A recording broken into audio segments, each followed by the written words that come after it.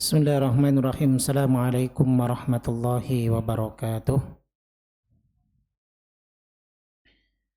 Innal hamdalillah nahmaduhu wa nasta'inuhu wa nastaghfiruh wa na'udzu bihi min shururi anfusina wa min sayyiati a'malina. May yahdihillahu fala mudilla lahu wa may yudlil fala hadiya lahu. Wa asyhadu an la ilaha illallah wahdahu la syarika lah wa asyhadu anna Muhammadan abduhu wa rasuluh. Allahumma salli wa sallim wa barik ala habibina wa nabiyyina Muhammadin sallallahu alaihi wasallam wa ala alihi wa ashabihi wa man tabi'ahum bi ihsan ila yaumiddin. Allahumma la sahla illa ma ja'altahu sahla wa anta taj'alul hazna idza syi'ta sahla wa ba'd. Hadirin jamaah sekalian rahimakumullah, alhamdulillah, pertama mari kita panjatkan syukur kita kepada Allah Subhanahu wa taala atas segala nikmat yang Allah berikan kepada kita sehingga kita bisa berusaha menjaga iman dan takwa kita dengan melaksanakan kewajiban kita dan berusaha menjauhi larangan-larangannya. Kemudian salawat dan salam tak lupa kita junjungkan kepada Nabi kita Muhammad sallallahu alaihi wasallam beserta sahabat beliau dan juga orang-orang yang istiqomah menjalankan sunnah-sunnah beliau. Baik jamaah sekalian rahimakumullah, kita akan meneruskan pembahasan tentang kitab Perjalanan Setelah Kematian karya Al-Ustadz Al-Fadil Firanda Andirja hafizahullah ta'ala. Kali ini kita akan membahas tentang Yaumul Mizan, setelah sebelumnya yang kita bahas adalah Yaumul Qisas.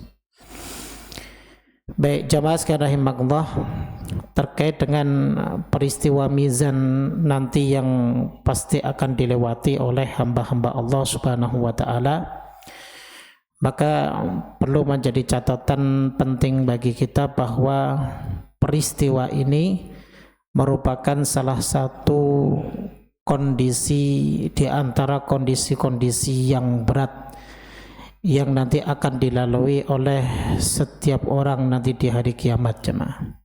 Ya. Jadi di antara kondisi yang lain, maka peristiwa Al-Mizan ini merupakan peristiwa yang sangat berat. Kenapa? Karena dalam peristiwa inilah nanti yang akan menentukan apakah kita nanti akan di surga maupun di neraka.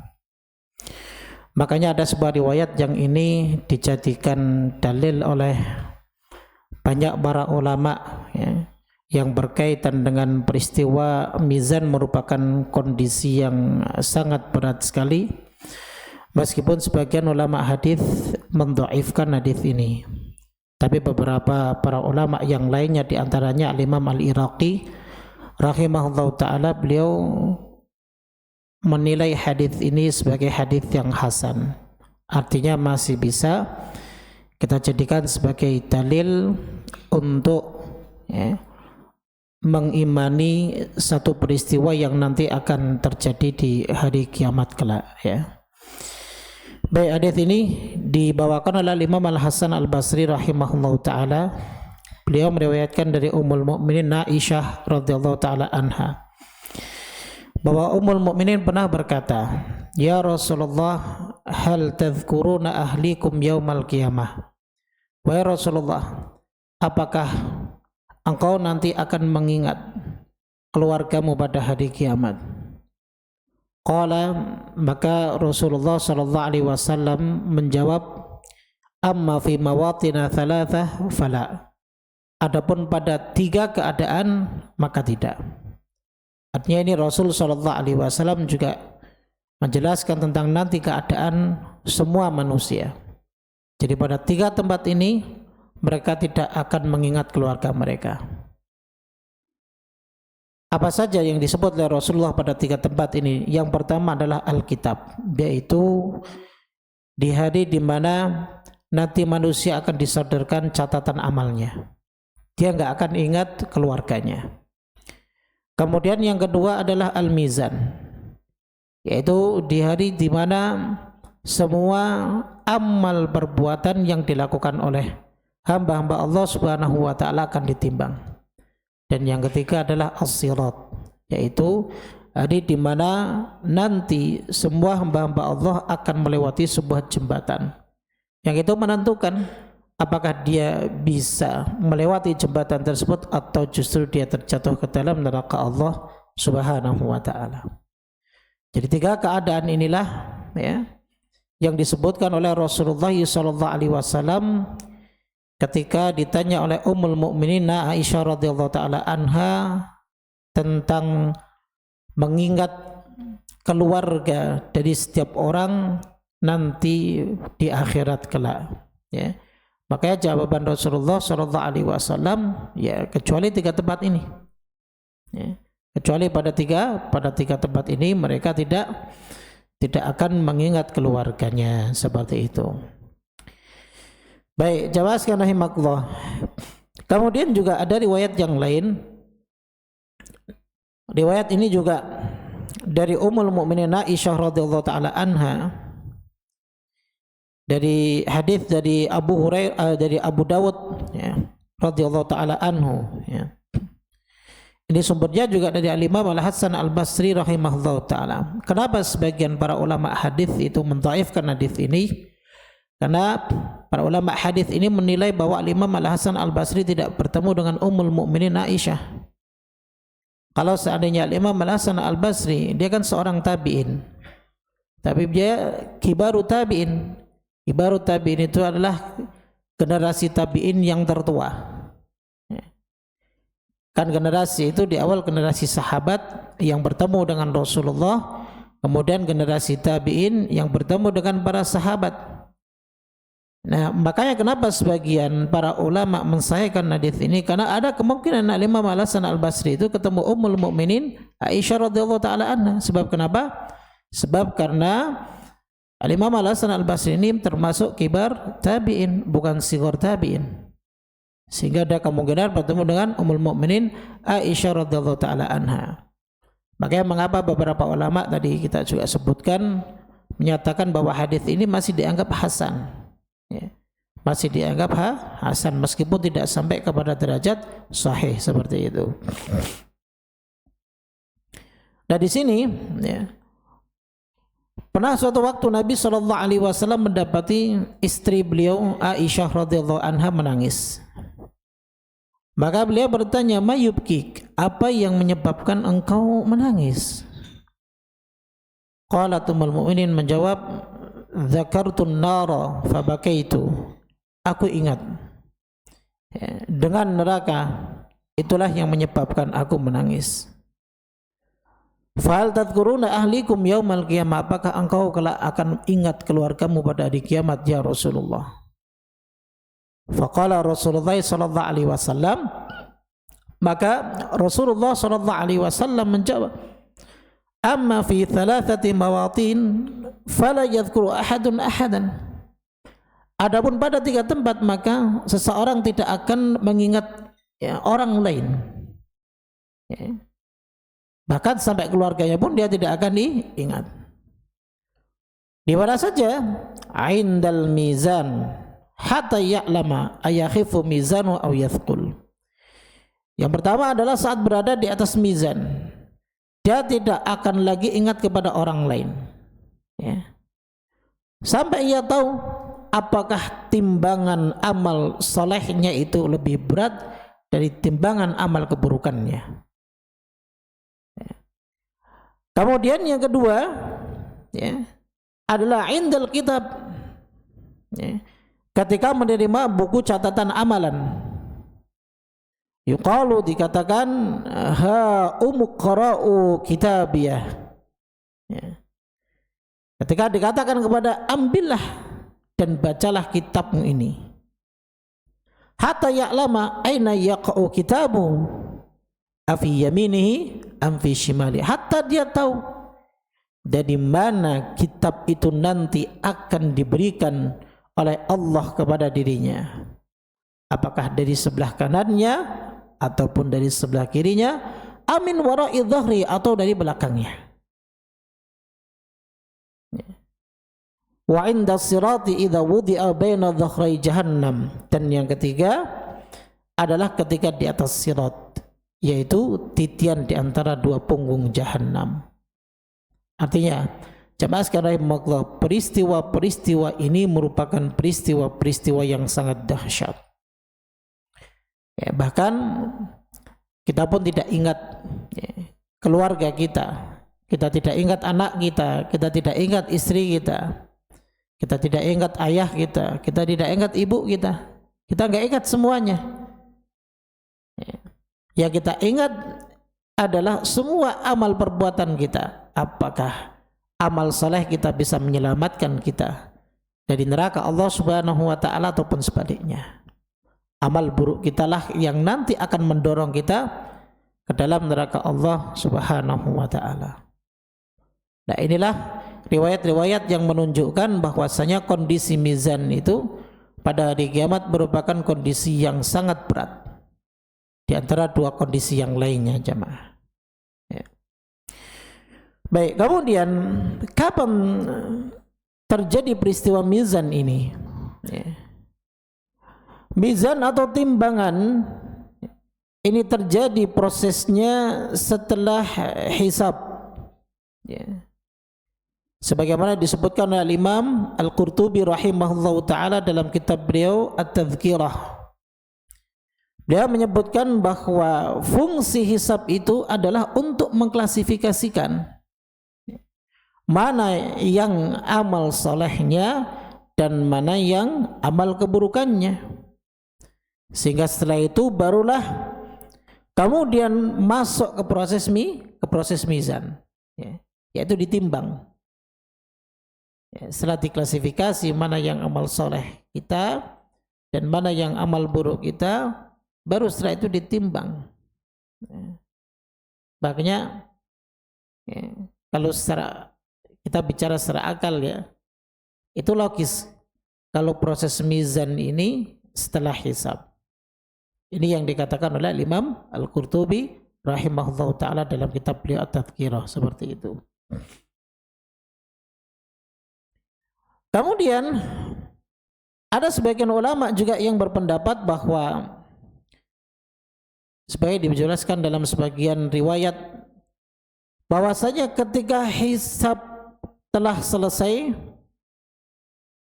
maka seseorang akan diberikan rapot. Setelah hisab akan diberi rapot dari catatan amal dia. Sehingga sebagian mereka bergembira ketika menerima catatan amalnya dengan tangan kanannya tentunya. Sebagaimana hal ini juga pernah kita bahas kan. Allah Subhanahu wa taala berfirman dalam surat Al-Haqqah di ayat yang ke-19 sampai ayat yang ke-20. Fa amma man utiya kitabahu biyaminihi fayaqulu ha umqra'u kitabiyah inni dhanantu anni mulaqin hisabiyah. Yang artinya adalah adapun orang yang kitabnya diberikan di tangan kanannya, maka dia berkata, ambillah, bacalah kitabku ini, sesungguhnya aku yakin bahwa suatu saat aku akan menerima perhitungan terhadap diriku. Namun sebaliknya, ada sebagian yang mereka menerima kitabnya, menerima catatan ya, amal perbuatannya itu dari sebelah kirinya, dari tangan kiri, dengan tangan kirinya. Inilah yang membuat mereka ketakutan. Karena Allah Subhanahu wa taala menggambarkan wa amma man utiya kitabahu bishimali fayaqul, dia akan mengatakan ya laitani lam uta kitabiyah. Dia akan mengatakan alangkah baiknya jika kitabku ini tidak diberikan kepadaku. Ya seperti ketika mungkin kita belajar di satu jenjang, lalu kemudian ya, karena mungkin usaha kita kurang dalam belajar atau mungkin disebabkan karena yang lainnya, dan kita menerima hasil dari ataupun nilai dari akhir ujian yang telah kita lewati, Tentunya ketika kita dapati kok ternyata nilainya kok buruk semua, ya, dia tentunya akan bergumam, andaikan ini tidak disodorkan kepadaku. Ya. Andaikan ini tidak disodorkan kepadaku. Itu kan detik-detik yang menegangkan. Ya, kalau dalam istilah kuliah itu ada presidium itu hal yang menegangkan tuh.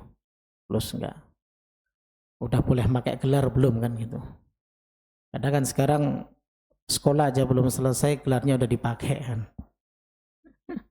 LC, MA, MA-nya dari mana? Dicek ternyata, oh masih kuliah, belum ada tulisan karya tulisnya, belum diujikan atau belum presidium dan lain sebagainya. Ya. Namun sekarang kan gampang, tinggal dicek di PD Dikti saja. Ada enggak? Kalau enggak ada, bohong nih. Ya. Dan kita sebagai mungkin sebagai pengadaan kajian dan lain sebagainya, ya jangan sekali-kali mencantumkan gelar di belakang ustadz-ustadz kita kalau memang mereka belum bergelar. Memang hal ini hal yang mungkin dianggap sepele, namun kasihan nanti keberkahan ilmunya itu jadi tidak ada, ya. Jadi begitu. Dan bagi kita yang sebagai masyarakat umumnya menilai ilmu itu bukan hanya dari gelarnya, tapi kita nilai kebenaran ilmu itu dari Al-Quran dan Sunnah Nabi SAW, kalau itu kaitannya dengan agama, ya. Kalau itu berkaitan dengan agama, ya belajar itu hanya sekedar pengalaman. Kalau di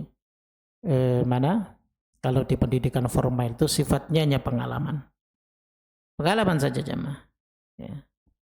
Pengalaman dia belajar, ataupun dia mungkin dia bisa istifadah, mengambil faedah dari beberapa mungkin kaedah-kaedah yang bisa menguatkan, ya, ilmu dia, menguatkan iman dia, hanya seperti itu. Tapi yang terpenting adalah bagaimana cara dia untuk menyampaikan ilmu yang selalu dia nukil dari kitabullah dan sunnah Nabi kita sallallahu alaihi wasallam. Jadi seperti itu, ya. Sehingga tidak perlulah, janganlah kalau belum bergelar kemudian ini gelar, nanti jadi fitnah, jadi ujian yang sangat besar. Jadi begitu. Baik. Kemudian Allah menyebutkan walam adri ma hisabiyah, sehingga dia mengatakan aku tidak tahu nanti ini bagaimana perhitunganku. Ya laitaha kanatil qadiyah, wahai kiranya kematian itulah yang menyudahi segala sesuatu. Sudah angan-angan dia sudah seperti itu, sudah kacau. Karena memang ya dia pasrah. Dia tahu bahwa kalau catatan amalnya itu diberikan, ya, disodorkan di sebelah kirinya, ya maka berarti raportnya buruk. Catatan amalnya buruk, ya. Sehingga dikatakan ma'agna anni maliyah, ya, hartaku sudah enggak akan mungkin berguna bagiku lagi, ya. Makanya kalau ada seorang hamba yang dia di dunia lebih disibukkan dengan urusan dunianya, dia beranggapan bahwa apa yang dia usahakan selama ini mati-matian bisa memberikan kebahagiaan pada dirinya, dia bisa bahagia, dan entah kapan juga dia bisa disebut sebagai orang yang sukses. Andai pun dia sudah sukses, kalau sudah di usia 50-60 tahun, apakah dia bisa menikmati kesuksesannya? Sedangkan waktu dia, masa mudanya dia habiskan hanya untuk dunia saja. Rugi, sangat rugi. Dia baru sadar ketika di usia tua, ya. Meskipun itu merupakan, ya, karunia dari Allah Subhanahu wa taala, merupakan taufik dari Allah Subhanahu wa taala. Dan tidak ada kata terlambat sebenarnya meskipun sudah berusia tua, Kita bersyukur ketika kita masih sadar dengan urusan akhirat kita. Cuman masalahnya ya, kita sudah enggak kuat lagi untuk datang ke masjid sholat berjamaah. Andaikan pun kuat baru sampai masjid kita enggak bisa sholat dengan sempurna, hanya bisa duduk, ya kan?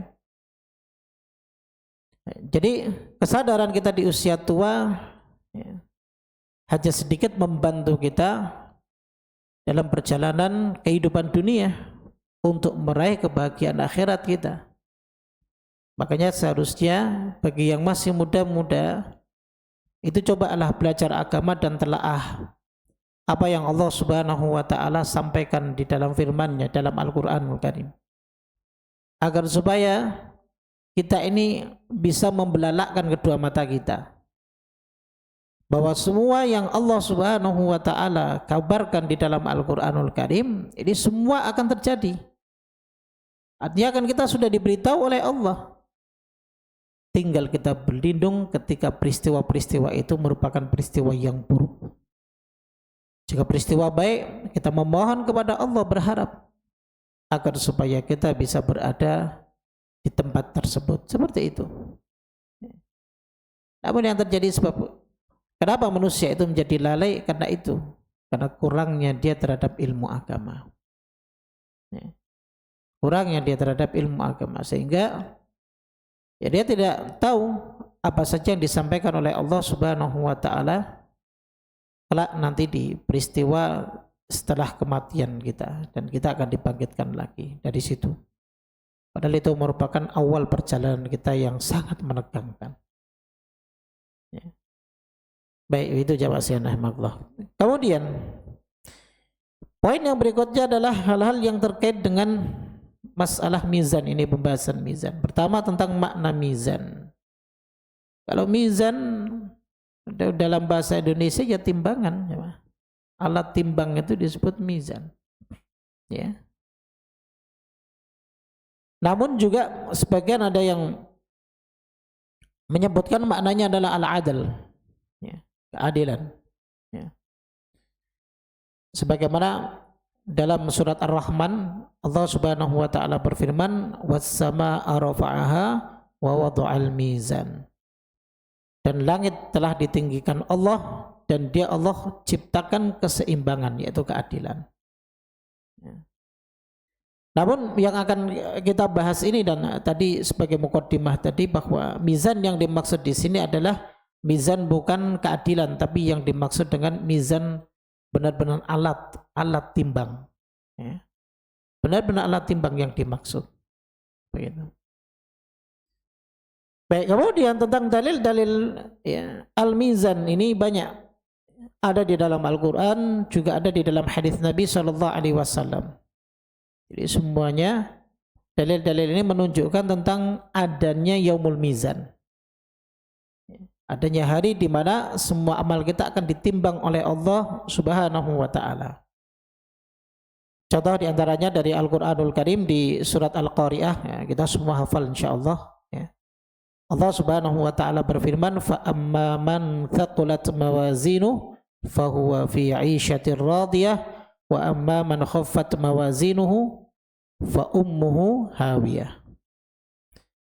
Yang artinya adalah maka adapun orang yang berat timbangan kebaikannya, maka dia berada dalam kehidupan yang senang dan memuaskan. Adapun orang yang ringan timbangan kebaikannya, ya maka tempat kembalinya adalah neraka hawiyah. Neraka hawiyah. Jadi ini benar-benar ada, mizan itu benar-benar ada nanti. Seperti itu. Dan dalam surat ini Allah Subhanahu wa taala memberitakan kepada kita kelak amal kita akan ditimbang oleh Allah Subhanahu wa taala. Jadi banyak-banyakin amal soleh.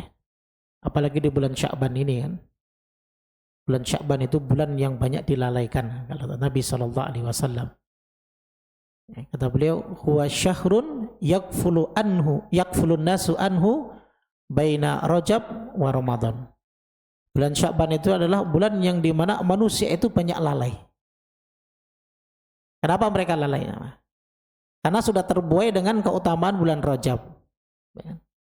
sudah terbuai dengan keutamaan Rajab, yang bulan Rajab ini kan salah satu bulan-bulan haram, bulan-bulan yang disucikan oleh Allah Subhanahu wa taala. Kan ada 4 bulan, ya. Ada 4 bulan. Di antaranya adalah Muharram, kemudian adalah Dzulqa'dah, Dzulhijjah, kemudian Muharram, dan kemudian Rajab. Ya. Baina Jumada wa Sya'ban, itu bulan Rajab. Ya, karena juga di dalam Al-Quran itu bulan Rajab itu kan disebutkan setiap amal soleh itu pahalanya banyak, ya. Pahalanya dibanyakkan oleh Allah. Sebagaimana dosa juga nanti akan lebih diberatkan oleh Allah Subhanahu wa taala timbangannya. Nah, sehingga karena sudah terbuai dengan bulan Rajab, maka dia lalai bulan Sya'ban. Apalagi setelahnya bulan Ramadan. Maka dia hanya akan mempersiapkan diri untuk menyambut bulan Ramadan. Padahal di bulan Sya'ban itu sampai Nabi itu tidak pernah berpuasa sunnah, jamaah. Lebih banyak di bulan-bulan yang lainnya kecuali Ramadan, ya. Kecuali pada bulan Sya'ban. Ya. Pada bulan Sya'ban Nabi paling banyak berpuasa. Maka kata Ummul Mukminin Aisyah radhiyallahu taala anha bahwa kana yasumu fi Sya'bani kullah, karena yasumu fi Sya'ban illa qalila. Nabi itu berpuasa di bulan Sya'ban semuanya, dan beliau berpuasa pada bulan Sya'ban kecuali yang tidak beliau puasa itu sangat sedikit sekali. Nah, jadi begitu. Itu bulan Sya'ban, bulan yang luar biasa. Makanya kita sekarang bertemu dengan bulan Sya'ban jangan sampai menjadi hamba Allah yang lalai. Ya, beribadahlah. Perbanyak beribadah kepada Allah, apalagi dalam hal puasa. Ya, untuk mencontoh Nabi kita alaihi salatu wassalam. Ya. Sebenarnya gak ada kaitannya kalau kita puasa di bulan Sya'ban untuk apa? Untuk muqaddimah puasa kita di bulan Ramadan, itu tidak. Meskipun ada beberapa ulama yang menyebutkan bahwa puasa di bulan Sya'ban itu bisa menjadi muqaddimah. Kalau kata Syekh Utsaimin itu seperti kita sholat sunnah rawatib, ya kan? Salat sunnah rawatib, jadi ada pemanasan puasanya dahulu sebelum kita masuk Ramadan. Ini kan salah satu hikmah yang hanya digambarkan oleh para ulama saja. Ya. Meskipun nggak ada kaitannya Nabi seperti itu. Kenapa? Karena kenapa Nabi SAW puasa di bulan Sya'ban? Karena pada bulan ini, Pak, ya, amalan-amalan kita ini akan diangkat di hadapan Allah Subhanahu wa taala. Dan Nabi mengatakan fa'uhibbu an yurfa'a amali wa ana shaim, dan aku suka ketika amalku itu diangkat aku dalam keadaan berpuasa. Jadi bukan alasan berpuasa di bulan Sya'ban itu untuk memuqaddimahi puasa Ramadan, tidak. Ya. Karena bulan Sya'ban adalah bulan di mana amal-amal kita akan diangkat oleh Allah Subhanahu wa taala. Jadi seperti itu. Makanya sekali lagi untuk memberatkan timbangan amal soleh kita, ya perbanyak beribadah kepada Allah Subhanahu wa taala. Jadi begitu. Apalagi ibadah yang dikerjakan seorang hamba, ya, di waktu-waktu manusia itu lalai untuk beribadah kepadanya, kan nilai pahalanya lebih besar. Ya kan? Lebih besar dibanding ya hari-hari ibadah biasa seperti Ramadan. Ramadan itu kalau orang berbuat baik, yaitu hal yang umum, ya kan? Hal yang sudah umum. Contoh bulan Rajab, manusia itu berbuat kebaikan dan dia berusaha untuk tidak berbuat jahat, itu ya sudah umum. Sudah umum. Tapi kalau ada hari-hari biasa yang manusia lalai untuk beribadah kepada Allah, lalu kemudian dia tetap istiqomah beribadah, maka ini merupakan hal yang sangat istimewa. Ya. Bahkan kalau kita contohkan misal qiyamul lail, salat malam itu kan bagi orang-orang yang mau, Pak, dan yang dimampukan oleh Allah Subhanahu wa taala. Bahkan mayoritas manusia mereka gunakan malamnya untuk apa? Istirahat, tidur. Ya kan? Jadi waktu-waktu ini waktu lalai manusia. Tapi ada sebagian dari hamba Allah mereka yang bangun malam. Makanya kalau dalam surat As-Sajdah itu Allah Subhanahu wa taala sebutkan fala ta'lamu nafsum ma ukhfiya lahum min qurrati a'yun jazaa'an bima kanu ya'malun.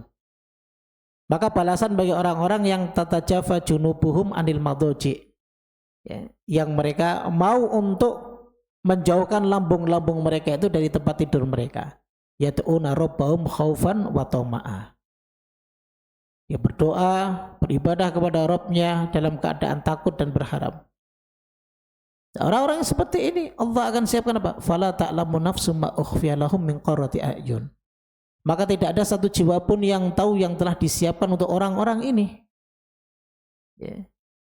Yang nanti yang akan dipandang begitu indah. Jazaa'an bima kanu ya'malun, ini sebagai balasan bagi apa yang dia kerjakan. Nah, jadi itu jamaah sekalian rahimakumullah. Maka ya, jangan lalai. Jangan lalai, selalu beribadah kepada Allah Subhanahu wa taala. Mau di bulan Rajab kah, mau di bulan Sya'ban kah, mau di bulan Ramadan, kita jangan lalai. Selalu istiqomah.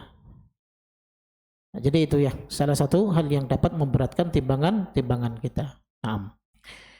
Kemudian contoh yang lain di dalam hadis Nabi SAW terkait mizan ini, ya. Sebuah hadis yang mungkin ini familiar bagi kita. Hadis muttafaqun alaih, disepakati oleh Imam Bukhari dan Imam Muslim. Nabi kita sallallahu alaihi wasallam bersabda, kalimatani khafifatani 'alal lisan wa thaqilatani fil mizan wa habibatani ila rahman. Ada dua kalimat yang sangat ringan sekali di lisan kita untuk kita ucapkan. Ya. Tapi thaqilatani fil mizan, dia akan memberatkan di mizan, di timbangan. Timbangan amal soleh tentunya. Wa habibatani ila rahman, dan dua kalimat ini dicintai oleh Allah Subhanahu wa taala. Apa dua kalimat tersebut? Subhanallah wa bihamdi, subhanallahil azim. Subhanallah wa bihamdi, subhanallahil azim. Nah, di sini Rasulullah sallallahu alaihi wasallam menyebutkan wa thaqilatani fil mizan. Jadi yang dapat memberatkan timbangan. Ya. Jadi kalau ada yang diberatkan, berarti ada dia yang diringankan, berarti mizan itu ada. Ya kan? Mizan itu ada. Begitu. Ya. Atau contoh hadis yang lain jamaah. Hadis terkait dengan akhlak. Contohnya adalah hadis diriwayatkan oleh Imam Tirmidzi, Nabi kita sallallahu alaihi wasallam pernah bersabda, "Ma syai'un athqalu fi mizanil mu'min yaumal qiyamah min khuluqin hasanin." Jadi tidak ada sesuatu yang lebih berat nanti di timbangan seorang mukmin kelak pada hari kiamat daripada akhlak yang baik. Nah, akhlak yang baik. Jadi ini ada timbangan yang menimbang, ya, amal seseorang, ya, yang menimbang amal seseorang. Jadi intinya ini dalil-dalil ini untuk apa? Untuk menguatkan keimanan kita bahwa mizan itu ada, timbangan itu ada, hari atau peristiwa amal-amal kita ditimbang itu ada nanti kelak pada hari kiamat di akhirat. Ya. Sehingga wajib bagi kita untuk kita imani, jamaah sekalian rahimakumullah, seperti itu. Baik, kemudian poin yang berikutnya adalah tentang sifat-sifat mizan. Ya. Ada beberapa sifat mizan jemaah. Di antara yang pertama adalah mizan itu hakiki. Dia bukan majazi. Ya. Benar adanya mizan. Ya. Ada sebagian kelompok yang mereka menisbatkan kepada Islam, ya, yaitu mereka golongan Mu'tazilah. Mereka yang menolak, membantah bahwa mizan itu bukan hakiki, tapi mizan itu majazi. Yang dimaksud dengan mizan ini adalah keadilan Allah. Bukan benar-benar ditimbang oleh Allah, tapi keadilan Allah Subhanahu wa taala. Seperti itu. Ya. Makanya kaum Mu'tazilah tentunya dia menyelisih ijma' kesepakatan para ulama, ya, bahwa mereka lebih meyakini dan mengimani bahwa mizan itu adalah majazi, bukan hakiki.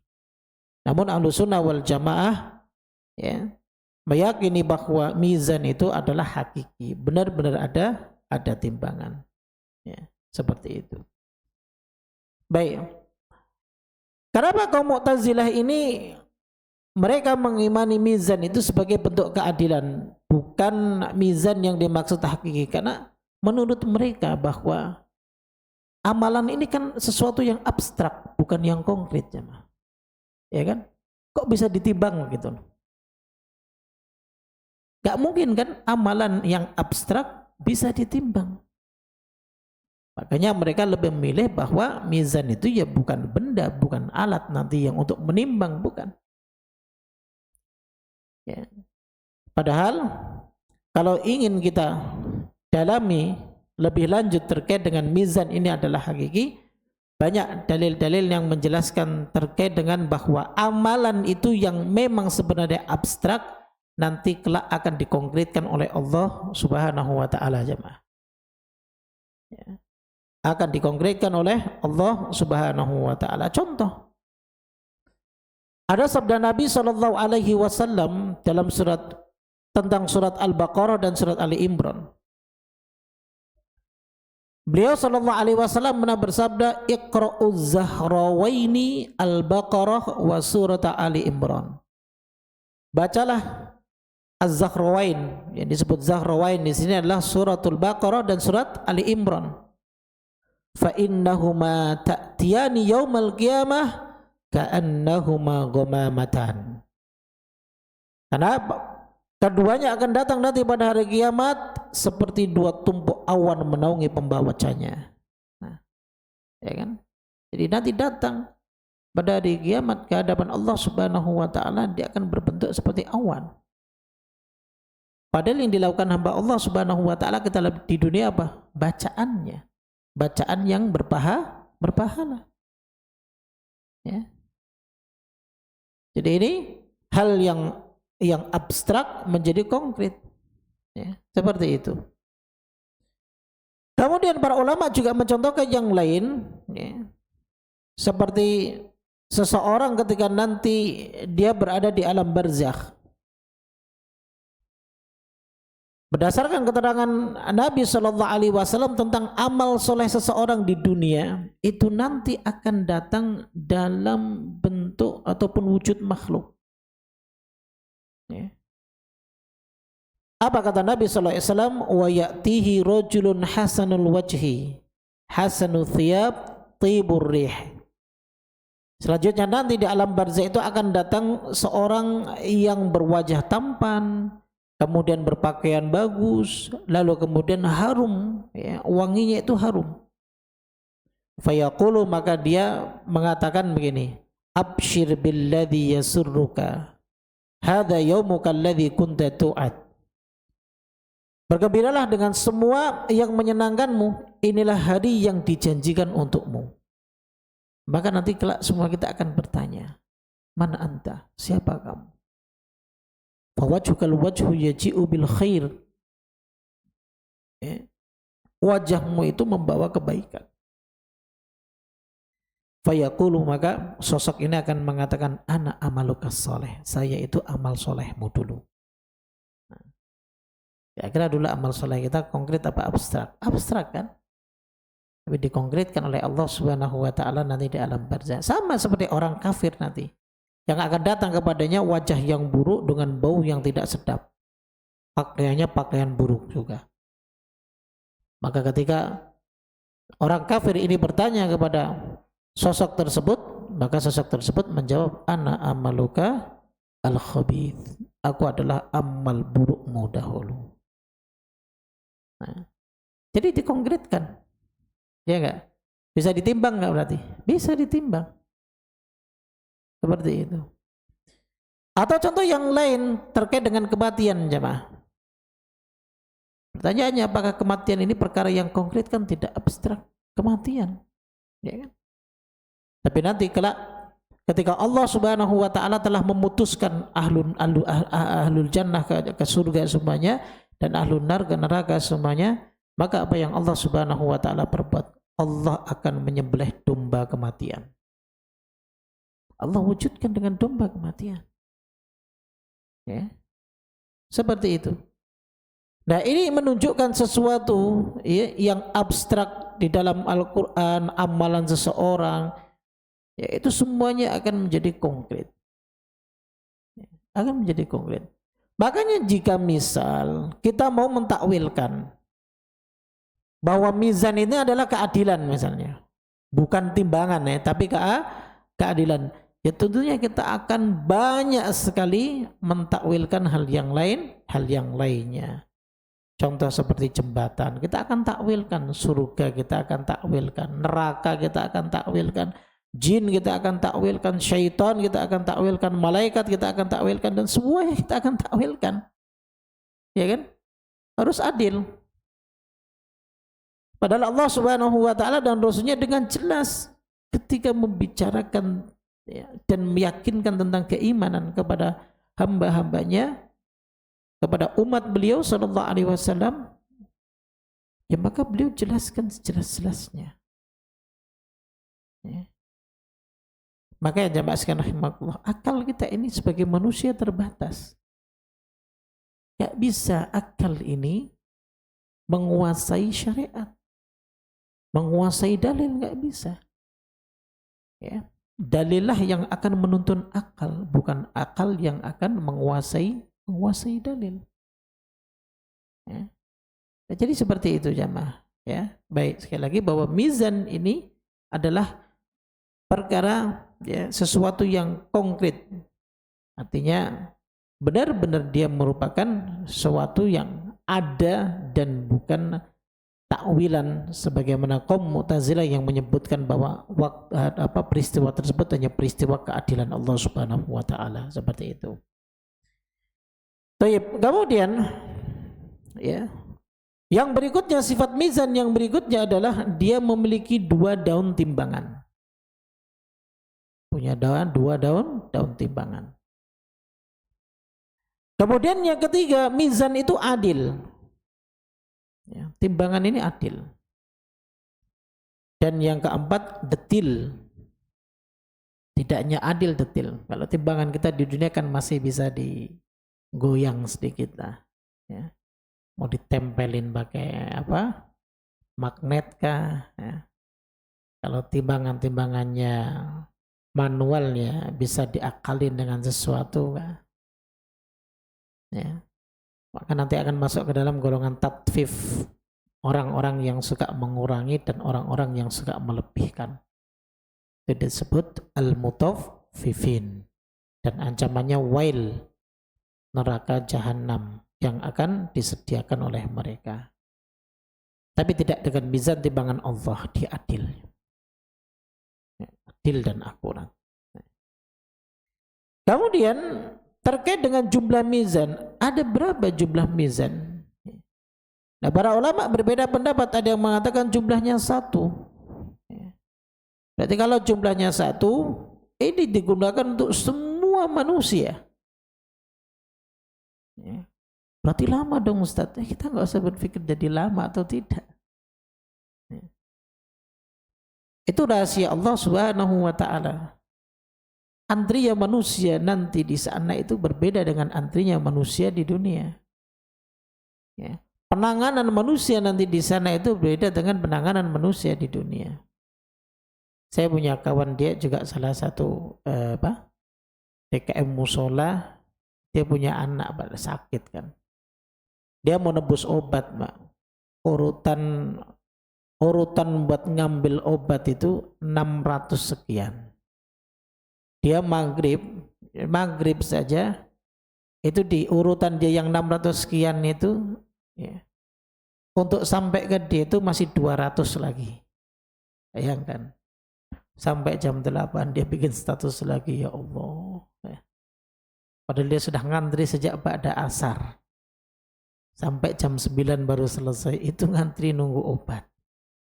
Kalau dipanggil nggak ada, biasanya katanya diulang besok lagi, ambil antrian lagi, subhanallah. Ya.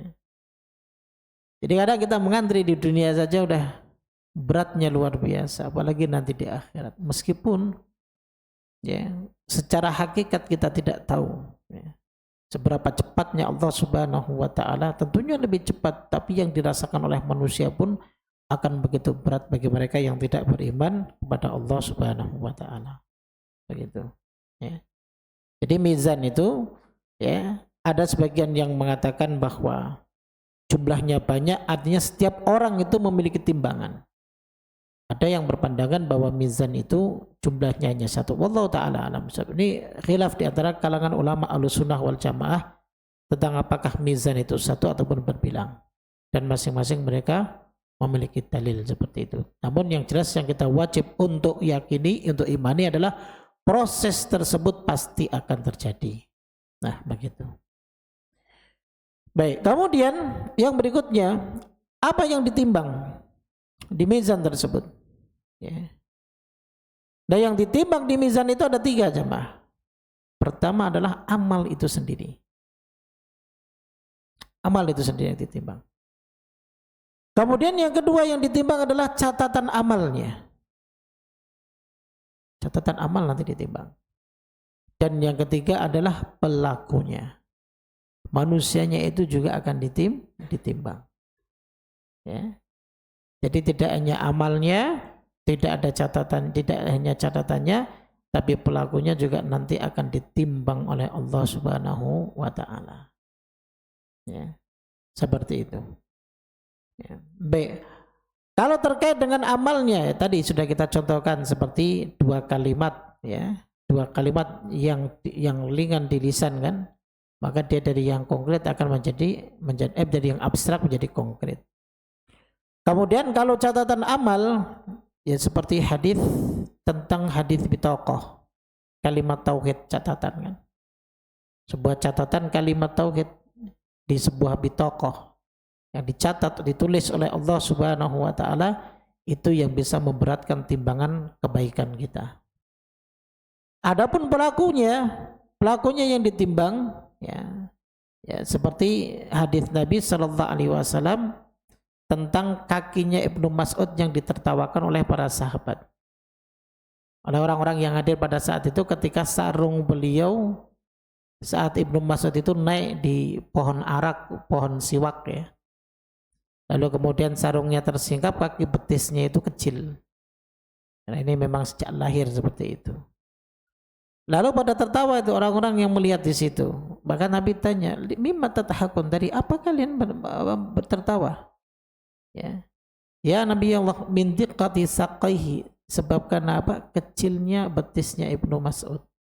Apa kata Nabi? Wallahi demi Allah, lahuma athqalu fil mizani min Uhud. Jadi betisnya Ibnu Mas'ud itu kalau dua-duanya ditimbang itu lebih berat dari gunung Uhud. Insyaallah, ya. Nah inilah ya, artinya dari hadis ini menunjukkan bahwa ya, pelakunya juga nanti akan ditimbang ya, pada hari kiamat seperti itu. Ya. Baik. Nah inilah beberapa sifat-sifat mizan yang wajib bagi kita untuk kita imani, jamaah sekalian rahimakumullah, ya. Berdasarkan keterangan dalil baik dari Al-Quran ya, maupun dari hadis Nabi sallallahu alaihi wasallam. Wallahu taala ambishawab. Mungkin ini yang bisa kami sampaikan, mudah-mudahan bermanfaat. Baik. Mungkin ada yang ditanyakan, silahkan.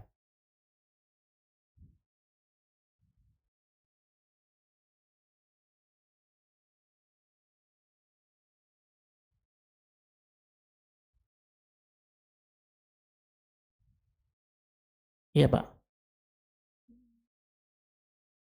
Kenapa Pak? Nggak bisa hidup lagi? Oh, nggak bisa Pak. Kalau sudah meninggal ya sudah.